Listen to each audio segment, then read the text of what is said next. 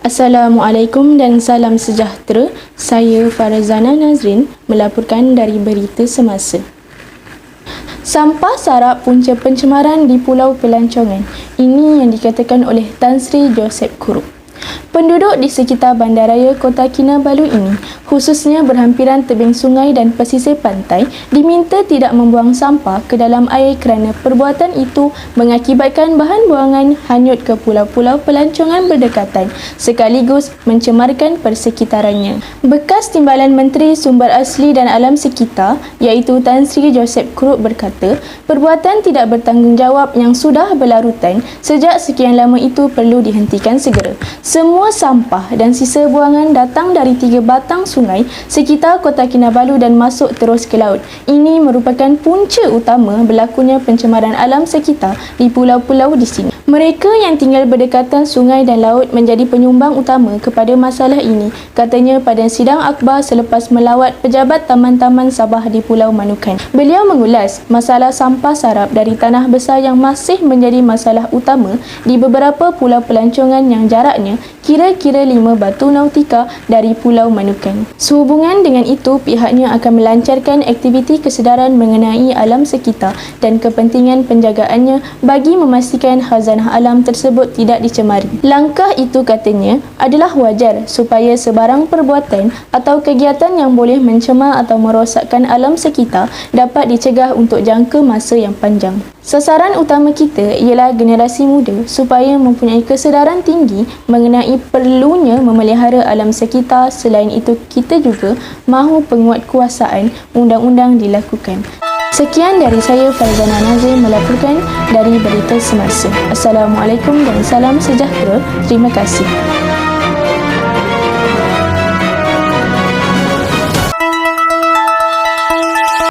Banyak sampah. Banyaklah.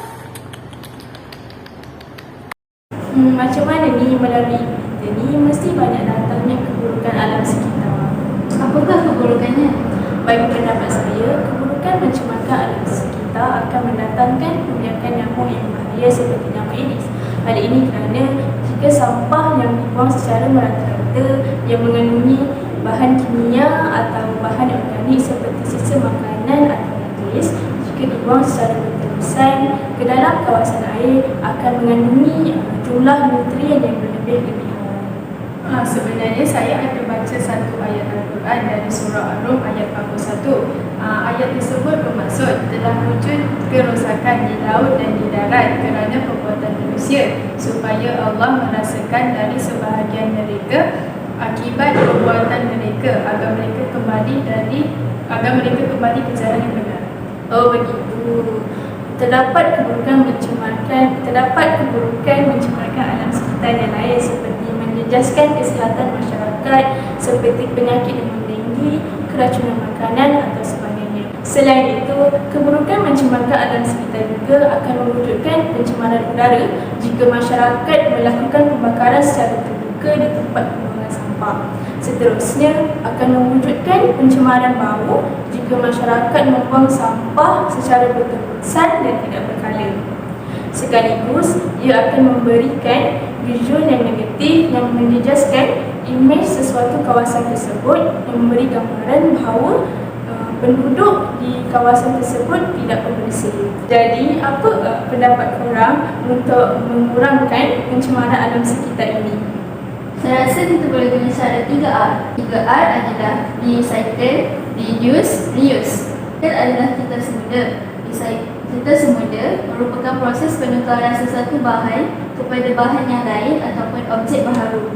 Sebagai contoh, surat khabar apabila kita semuda boleh dijadikan sebagai kertas baharu.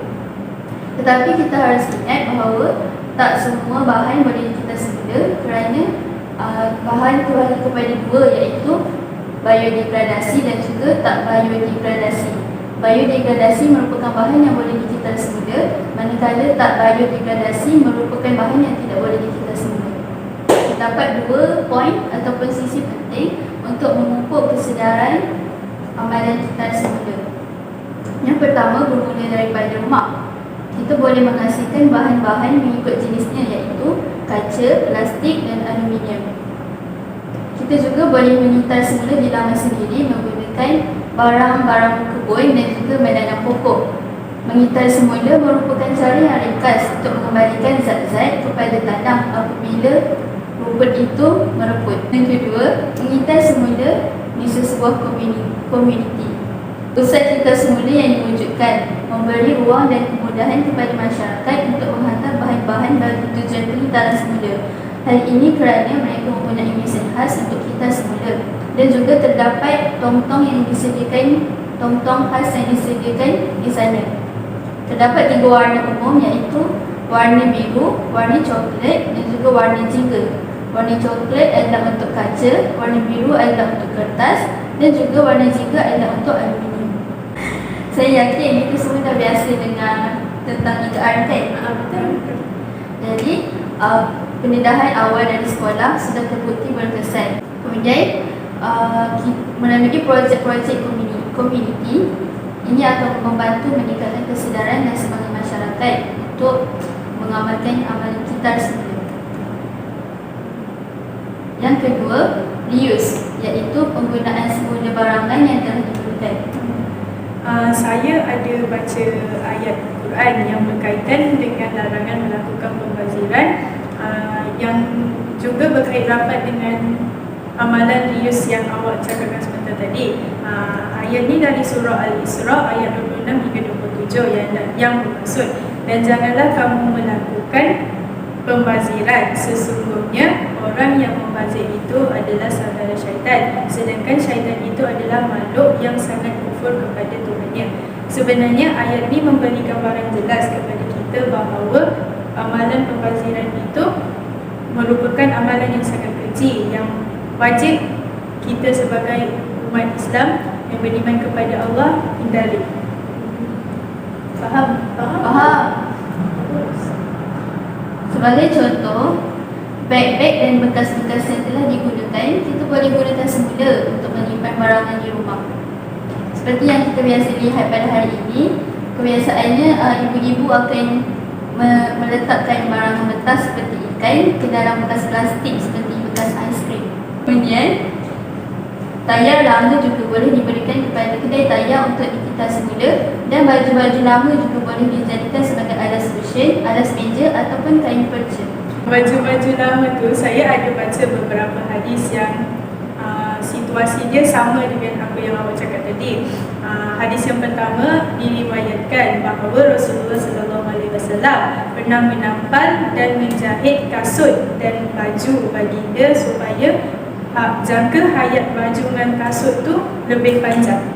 Kemudian ada lagi satu hadis yang diriwayatkan bahawa sahabat rapat baginda Sayyidina Abu Bakar juga pernah berpesan kepada keluarga beliau, sekiranya beliau meninggal, beliau berpesan agar mengkafankan beliau dengan baju yang beliau miliki, kerana Sayyidina Abu Bakar berpendapat bahawa kain yang baharu itu boleh digunakan untuk orang yang masih hidup. Jadi hadis-hadis tadi menunjukkan kepada kita bahawa Rasulullah sallallahu alaihi wasallam sendiri juga dan sahabat dia Sayyidina Abu Bakar juga buat macam tu, maksudnya buat mengoptimumkan penggunaan sesuatu barang dalam kehidupan mereka. Faham? Antara contoh yang kita boleh gunakan dalam reuse ni adalah kita boleh membeli barangan yang boleh digunakan semula seperti botol kaca dan juga bateri yang boleh dicas semula. Beli barangan yang kurang bungkusan bagi mengelakkan menggalakkan pengurangan sampah yang dibuang. Akhirnya kita juga boleh menjual dan menyewakan barang yang tidak digunakan. Oh, begitu rupanya. Faham. Jadi antara amalan 3R, reuse dan recycle, korang rasa amalan mana yang paling berkesan untuk alam semula jadi kita? Saya rasa amalan recycle. Saya pun recycle. Jadi dekat daripada amalan recycle tu, apakah kebaikannya untuk alam sekitar? Jadi saya rasa kebaikan amalan kita semula kepada alam semula jadi kita ni banyak sebenarnya.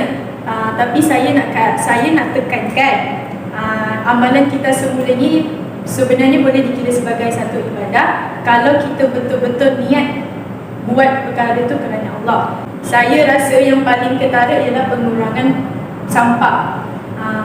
Sampah, kadar pembuangan sampah akan berkurang yang akan membuatkan kos penyelenggaraan untuk tapak pelurusan sampah yang sedia ada berkurang. Lepas tu, selain sampah, saya rasa